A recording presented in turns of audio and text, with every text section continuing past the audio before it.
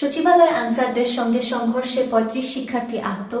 রাজধানীর সচিবালয় এলাকায় আনসার সদস্যদের সঙ্গে ঢাকা বিশ্ববিদ্যালয়ের শিক্ষার্থীদের ধাওয়া পাল্টা ধাওয়া ও সংঘর্ষের ঘটনা ঘটেছে। এতে শিক্ষার্থী আহত হয়েছেন।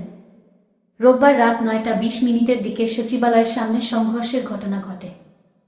পরিস্থিতি নিয়ন্ত্রণে ইতোমধ্যে ঘটনাস্থলে পৌঁছেছে সেনাবাহিনী। এর আগে রাত ৮:৩০টার দিকে হাসনাত আবদুল্লাহ ও সার্জিস আলম নিজেদের ফেসবুক পোস্টে তাদের আটকে রাখার বিষয়ে জানালে বিক্ষুব্ধ শিক্ষার্থীরা রাজু ভাস্কর্যের পাদদেশে জমা হতে থাকে।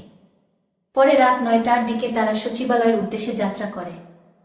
দুই সমন্বয়কের পাশাপাশি আনসার সদস্যদের আন্দোলনের কারণে অবরুদ্ধ হয়ে আছেন সচিবালয়ে কর্মরত বিভিন্ন মন্ত্রণালয় ও বিভাগের কর্মকর্তা-কর্মচারীরাও। তাদের অনেকেই এখন ক্ষুধায় কাতর। বের হওয়ার জন্য এক গেট থেকে অন্য গেটে ছুটলেও বের হতে পারেননি। প্রসঙ্গত, চাকরি জাতীয়করণের দাবিতে রোববার সকাল থেকে সচিবালয়ের সামনে বিক্ষোভ করছিলেন আনসার সদস্যরা। এক পর্যায়ে দুপুরে সচিবালয়ে ঢুকে পড়েন বিক্ষোভকারী আনসারদের একাংশ।